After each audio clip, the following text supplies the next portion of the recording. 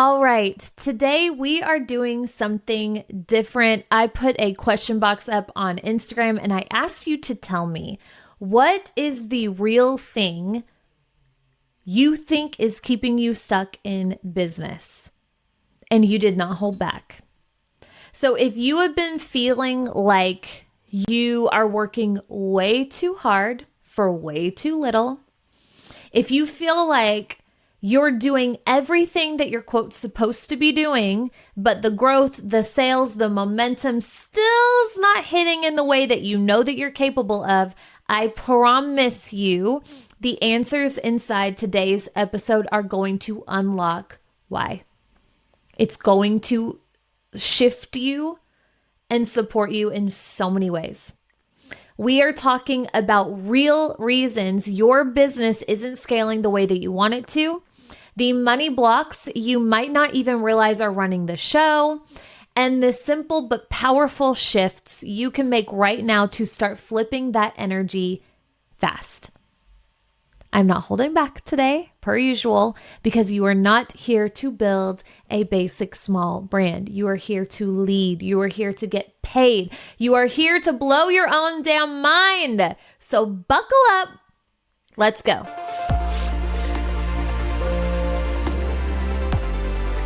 Welcome to All In with Allie, the podcast for online business owners and entrepreneurs who are ready to create the life and business of their dreams. I am so happy you are here. So let's dive right in. Here are some questions that I got from the question box. We're probably going to have to separate this into 2 episodes because there were quite a few of them and they were really, really good. So thank you to those of you who submitted your answers to this.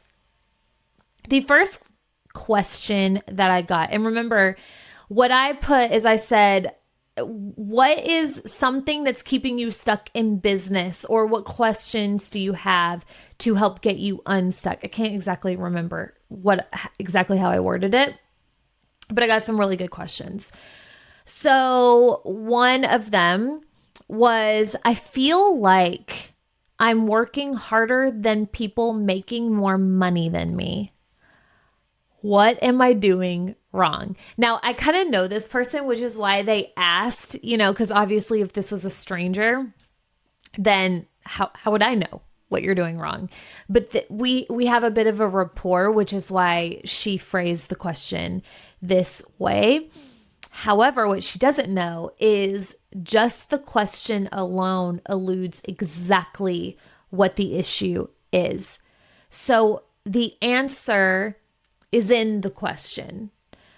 Her belief that working hard should earn her more is exactly what she is meant to shift. That is the problem here. The thought, I'm working so hard, yet receiving less than people who are working less than me, is the problem. And until she shifts this, or anybody, so if you relate to this, I used to relate to this too. I used to totally, because this is, I feel like for so many of us that are in my generation, we kind of grew up with this work harder mentality. The harder you work, the more worthy you are, the more that you're going to earn, the better job you're going to get. This was ingrained in our psyches. So anybody that relates to this, we have to shift this. Because until then, you are going to keep getting opportunities to make this shift. AKA, you're going to keep getting moments of frustration and you're going to keep getting triggered by this until you untangle these very separate subjects. There's hard work and there's money. These two are not related.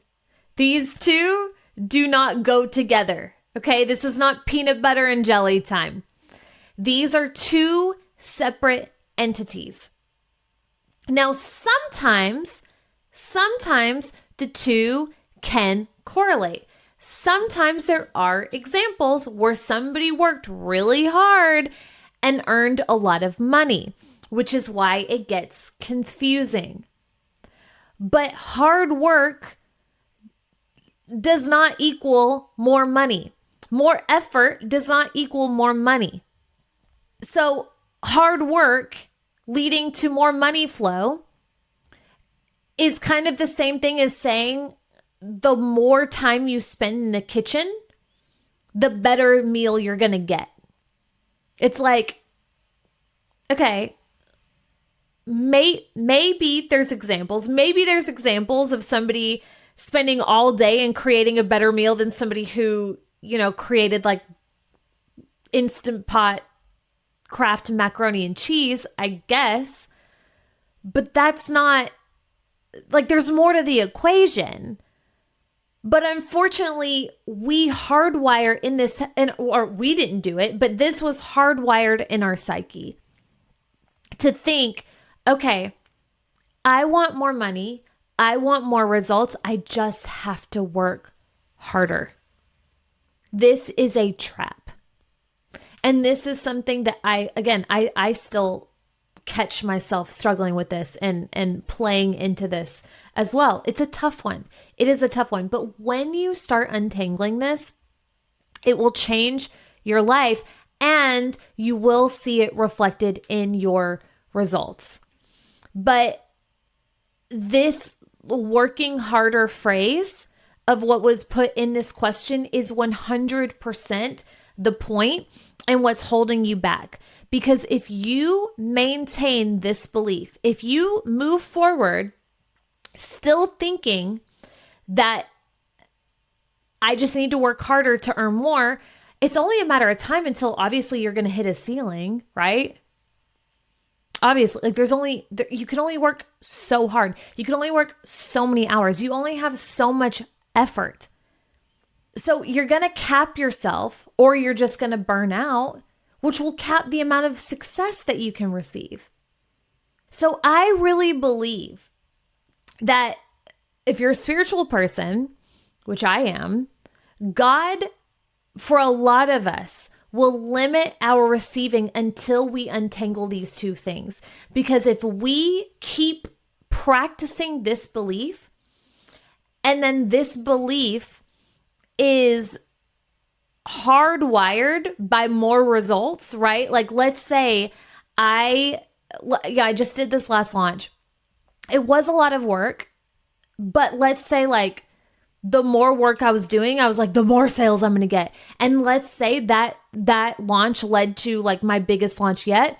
That is just going to hardwire that belief further into my mind. So moving forward, the only way that I'm going to allow myself to receive is by working my ass off. For some people, that's their journey. But for a lot of us, I really do believe that our results will continue to be capped until we finally untangle this in our minds, because it's for the greater good that we do.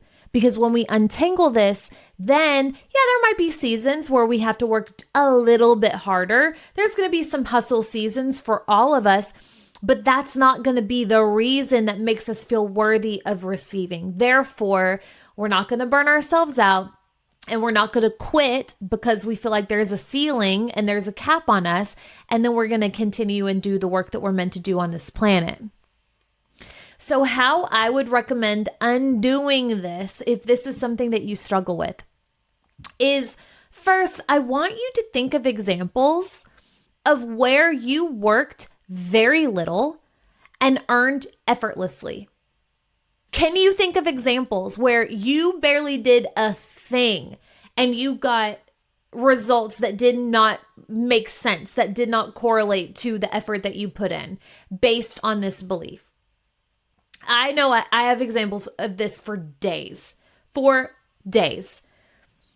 And if you don't have them yet, well, then use the people that you're thinking of in this example, right? If you're one of these people who's like, I work so hard, but I know that they're making more money than me. First of all, is that even true? But that's a whole other conversation.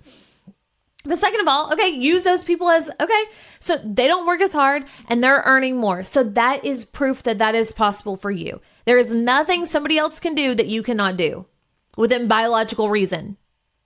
So look for that, borrow that belief, and then if you're a spiritual person, I want you to pray.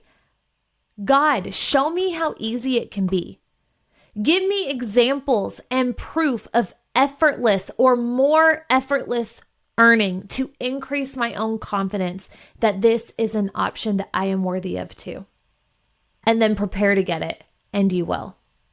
And then practice that, because the more that you do this and the more that you open your mind and you start to look for it, right? That reticular, is it reticular or reticulating activator? You know what I'm saying? That reptilian part of your brain where you go to look for the red car, you talk about a red car, you picture a red car in your mind. Next thing you know, you go outside and all you can see are red cars. It's because you've trained your mind to look for it. Unfortunately, you've trained your mind to correlate. The more I work, the more I earn. The harder I try, the better results I get.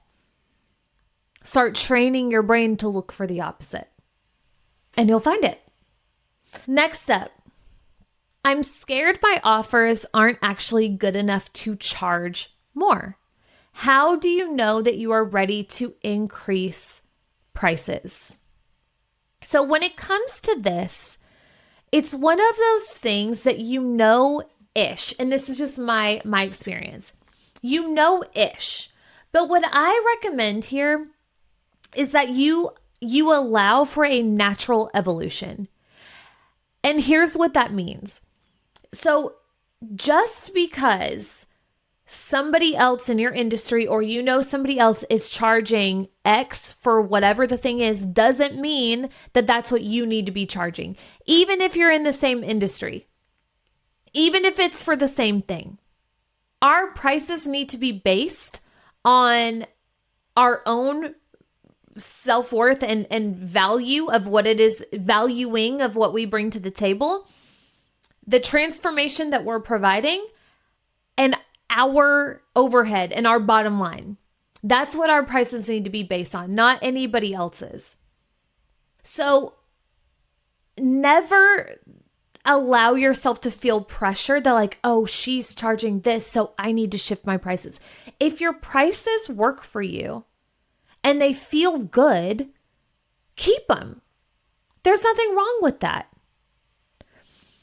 But it's when the prices aren't a match anymore, for whatever reason, that they get to shift. So I use this example a lot with my clients because it was just such an accurate example of this situation. And it's very similar to how I go about my own pricing to this day. But I'll never forget when I first started my business. This was back in 2018. I had just had Cruise, brand new business. I just shifted, my old business to the one that I currently have now, trying to sell courses, trying to coach. And I had hired my very first coach, Sarah Dan. Shout out Sarah Dan. And I was in her mastermind. I put it on a credit card. I didn't tell Chris. It was a whole thing. I did like the whole thing so many people do, which I do not recommend. But I was like, I need support and I'm ready to do the thing now. She was the first mastermind I ever joined.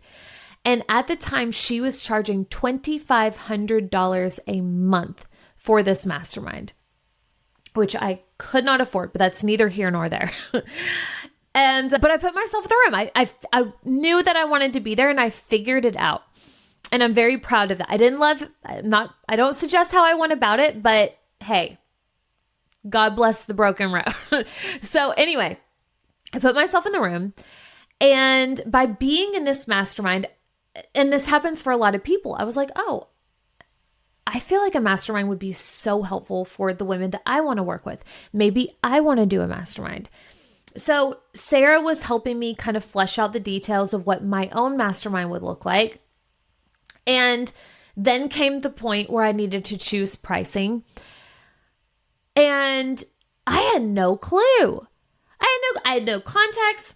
I mean, the only frame of reference that I had was the mastermind that I was in, and the thought of charging $2,500 a month for something that I was putting out made me want to vomit.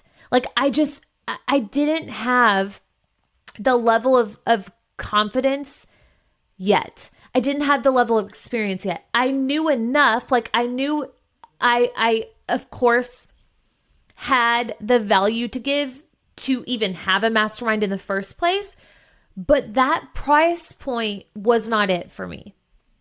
So if I had said, oh, well, Sarah's charging that, so I have to charge that, I'm certain I would have never sold one person into that room because it just wasn't, I couldn't even say it out loud without like literally wanting to throw up. So what I did was I was like, okay, $2,500 a month is not it. Fine. What about $1,500? No. I just could feel it in my body. No. Okay. What about 1,000? Still no. What about 800? 600? 500? No. 300? Too low. So I was like, okay. Right? So I just kind of like went through and allowed my own, I don't know if it was my intuition or what, but it was just like too high, too high, too high, too low. Okay. 400. Huh. I could get down with 400. Okay. 400 it is. When I tell you, so I launched this mastermind at $400 a month, which is so amazing. Knowing what I charge now, $400 a month. Got some women in there because I was confident, because I felt good about the value exchange that was happening there. For $400 a month, I felt really good about the value that I was giving. I got, I think a month, maybe 2 months in, bumped it up to 5. And within a year, I was charging, I think, $1,500 a month. Easy. Because I allowed for that natural evolution.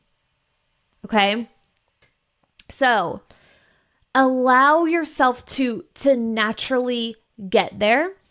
And then also, I think a really powerful question that you can ask too is, because what also stands out to me about this question is the phrase, I'm scared my offers aren't actually good enough. So I would ask the question, what would need to happen to know or believe that your offers are good enough?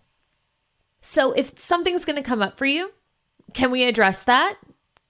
Let's handle it if we can.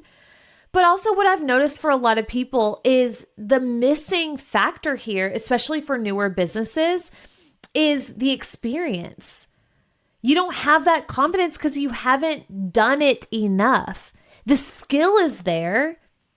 You know your stuff, but you haven't sat in the room. You haven't been in the arena long enough to build that confidence. I didn't become a confident mentor and coach until I had sat in front of dozens of women. And then it's like, oh, okay, I think I do know what I'm talking about. There are still days that I'll doubt myself, and then I'll get off of a call and be like, I'm really, really good at my job. Like, that's the best feeling ever. So reps build confidence, but you got to get started somewhere, right? You got to put yourself in position to get the reps. So what is that price? And trust that it gets to evolve and increase or even decrease over time. Okay, the next question that was submitted. Okay, this was good. It was more of a statement. I feel like no one cares, no matter how much I post or give value. Who can relate to this? And by the way, if you can relate to any of these, please put them in the comments if you're watching on YouTube. Which one of these lands for you? And if you would like to submit more questions or more statements, like if there's something that you feel like is holding you back, or you have a question that you want me to do some coaching on, you can also put it in the comments or slide into my DMs and we'll add it to the list. But it feels like no one cares, no matter how much I post or how much value I give. I believe the reason why you're feeling this way is because you are posting for validation. And that's simply the wrong energy, or it's not the ideal energy to be posting in. And I say that because of the statement that you send. I feel like no one cares no matter how much I post. I'm looking around, I'm posting, I'm giving value, and nobody cares. We're looking for validation. And it's okay, and it's natural. We all have that moment. I mean, all of us love validation in some form, whether you admit it or not. But you don't want that to be the only thing. This is like giving a compliment in hopes of receiving one back. Like if you've ever been on the receiving end of that, where you can just tell somebody's fishing for compliments, even if you were going to compliment them, you don't want to anymore because it's just an icky energy. It's, like posting to receive something rarely lands the way that we want it to because of that. We can all pick up on that. All of us, yourself included.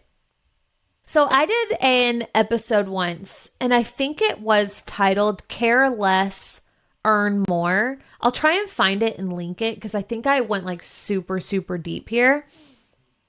But it kind of is that vibe. The more that you show up and you allow, it's not that we're trying to be careless, and it's not that we're trying to be heartless and robots. We're still going to care. The goal is that we care less in terms of validation and people's perceptions of us, because we don't know when it's coming.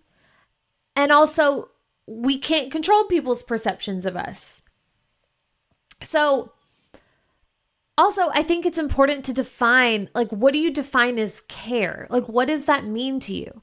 If that's likes, like if you're looking at your content and you're judging people's quote unquote care as how much they're engaging on your stuff, you're focused on the wrong thing. And also, that's not a fail-proof plan. You're going to get mixed signals here. Because as a consumer, I will tell you this, not even talking about as a business owner, as a consumer, there's so many creators and there's so much content that I appreciate, that I watch, but I don't necessarily engage all the time. Because I'm busy, because I'm distracted, because it doesn't matter. But I still care, but I'm still getting value. I still might buy from that person because I know that yes, it's nice. Like if we could all engage a little bit more with the creators that we appreciate, it'd be really nice. And I'm trying to be better about that. And I would love people to be better about that with me. Like if you like my stuff, if you listen to this podcast, if you enjoy the content I put on Instagram, please engage with it. That would be so nice. And again, I'm trying to be better about reciprocating that and putting that out there as well. But the fact of the matter is we're all in our own little worlds, in our own little bubbles. And I just know that. So I don't take it personally. My engagement, I've said this so many times. If you go and look at my Instagram right now and look at how many likes I get on an average post, you would think, and if you were to judge that and correlate that with business success, it would look like I'm going out of business. It's so low, especially compared to where it used to be. I could get caught up in that. And some days it might get to me a little bit more, for sure, because I'm a human and nobody likes feeling like they're putting all of this effort into content that's just landing on deaf ears. That's not the vibe. So I'm not saying, again, to be careless and to be robots. And I'm certainly not saying to not try and create better content, because I think that that's also fair to take into account. Like, well, how's the quality of our stuff? That's something to look at. But also, likes don't equal sales. And I am one of the biggest examples of this. Likes do not equal sales. And I've said, again, so many other times too, there are so many of my clients that work with me that never engaged on my content, and some still don't engage on my content. And there's some of what I would consider like my best, most loyal clients. But I don't know. I don't know why they don't. They just don't. And it's fine. And other clients do. So I've just gotten more practice at not correlating and not putting too much stock into that piece. So as a business owner, our job is to prioritize sales over likes. Our job is to get sales. Our job is to stay in business. So what I would be more concerned with is how much value can I put out to or to create more max conversions. And it's not that there's a very fine line here. We're not creating necessarily just to get the conversion. Maybe that's a better way of saying it. Like, obviously, I would love if this converted, but like, I'm posting this because I know it's going to serve you. And if I do my job and this serves you really well, it will convert at some point. It may not be today, but I know at some point it will. And I can say that because I've experienced it. Okay, the last one that we'll do today, and then we'll continue in the next episode. This one made me a little sad, but I have thought this before myself, and I think we've all thought this at one point or another, some of us anyway. But she said, what if I'm just not meant to be one of those big, successful people? How do you know when it's time to quit? No. But I've thought this before. I remember in what probably every mastermind I've been in, it being in a harder season and asking this question, like, am I crazy? Should I just be doing something else? Like, am I a masochist? Like, what is happening? So I can relate to this. So I think the very first thing that we have to do before we get into anything is we have to check your values. We have to check your values. What do you want?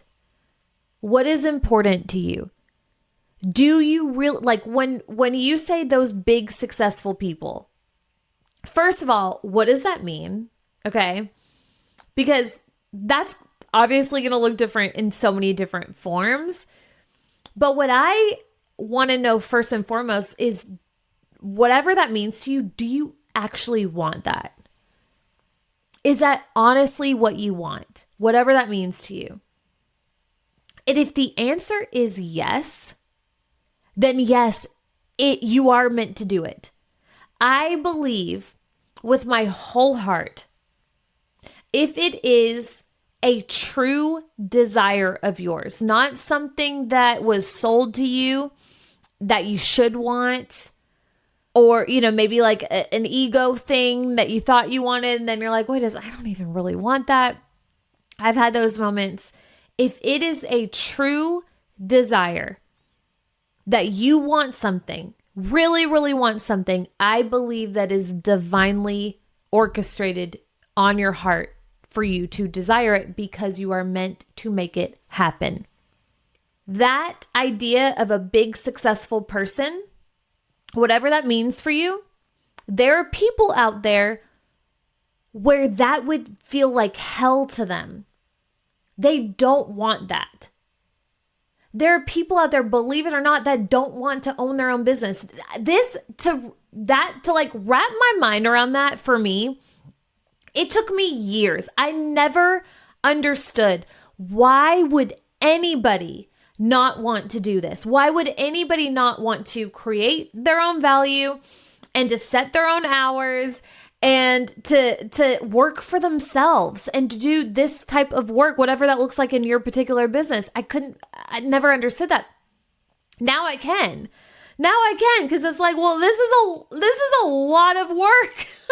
This is a lot of effort. Not everybody wants this. Some people, their idea of being a big, successful person is working a job that they care about enough to do, but then they clock out and they get to be fully present at home and they know what to expect and they know what they're going to earn and they can plan around that, and there's safety and there's security and there's predictability. That is heaven on earth to them. To me, that is hell on earth. Why? Is it because there's something wrong with me that I want to be a business owner and I want to put myself through this? Maybe. Maybe. That's, the jury's still out. And I believe it's because I'm divinely put here to make it happen. Otherwise, I wouldn't want it. I wouldn't want it. I don't want to be a chess master. I don't want to live on a compound with 10 kids and farm animals yet. I have a feeling it's coming down the road. I don't want, to be CEO of a huge corporation. I don't want to win the lottery. How many people would give their right arm to win the lottery? I'd be so pissed because that would mean that it was given to me. And I don't want anybody ever to think that. I don't know. I might change my mind on that soon too. I'm working through it.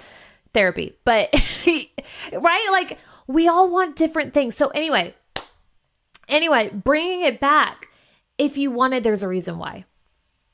And if you really want to be one of those, quote, big successful people, this doubt, it is put on your path to overcome it. This is part of our hero's journey. If we all came here with these desires and full certainty that it was possible, and we knew for sure it was going to happen, well, there would be no reason to even live. We'd all be so bored. Like, we'd just be hacking the game. It wouldn't be the game anymore. What makes this fun and interesting is that we do doubt it. And it is fucking hard. And other people want different things, so that's confusing. And other people are content living different lives than we are, and that's confusing. That's what makes this interesting. That's what's going to make your story so good one day. When people write about you in books and talk about you in documentaries and say, like, what makes such a good story is when they say the odds were stacked against her.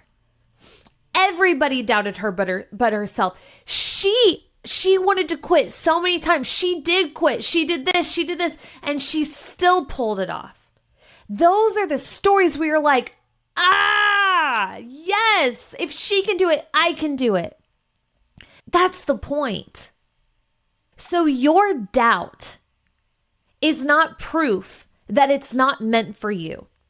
It's just proof that you still got some work to do. You're still on the journey. And that's one of the big obstacles on your path that you are here to clear is the doubt. And by the way, it's going to come up in 10 more steps. And it's going to come up again. And it's at a new level and a new level and a new level. This is why so few people create such huge, incredible stories. I think because so few people have the tenacity and allow themselves to build the level of worth and grit to continue and to push past that doubt and to say, I really want this. And until I don't, I'm going to keep going for it. For better or worse, I'm in. I'm all in. I'm committed. Until they make it happen or until they really don't want it anymore. So if you want it, it is your job to keep yourself in the freaking game, whatever that looks like. And if it's not hitting yet, if you feel like the success isn't hitting, the results aren't hitting, there's simply more to learn. This is part of your journey. Some people's journeys, and this can feel really frustrating sometimes, but some people's journeys are designed for whatever reason, and we don't know because we're not God, but some people's journeys are designed to move a lot faster for whatever reason. Like, look at child stars, for example. Or, I mean, I don't think there's really any kind of like quote unquote overnight successes, but people that, you know, from somebody else's perspective, it's like, oh my gosh, she's been doing this for 2 years and look at her results. I've been doing this for 10. I feel that way sometimes. I feel that way. I've been doing this, gosh, for almost a decade. And there are so many people that I watch that are, I mean, I feel like leaps and bounds ahead of me. And that hit so seemingly fast. But that's their journey, not mine. I clearly still have more to learn, or it's just part of my path and my story for whatever reason to be how it is. But I'm in regardless because I want it. And I believe there's a reason why I want it. And I believe there's a reason why you want it too. All right. All right. So the next questions that I have, we are going to answer on the next episode, but I'm going to tease them for you. We're going to talk about how to raise standards in business while you're still worried about paying the bills. We're going to talk about how to sell high ticket easier when it feels really hard. Somebody said, everyone talks about high ticket selling like it's easy, but that hasn't been the case for me. What am I missing? So we're going to talk about that. We're going to talk about what we do when we feel like our audience doesn't see you as the person that they want to buy from. You feel like you're never really being chosen. We're going to talk about that. And we're going to talk about how to get out of your own way if you feel like there's something that keeps blocking you. We're going to talk about that as well. So that's going to be the next episode that you can look forward to. But again, if you have any other topics, any other questions that you would like to add to this, that you want to hear some live coaching on, you can add it, comment on the YouTube video, or find me on Instagram and we can actually, you know what? Put it on the YouTube video. Okay, I need subs there and I need comments. So show us some love on the video, add in your comment and let me know which one of these was helpful for you. And I will see you here next week. Bye.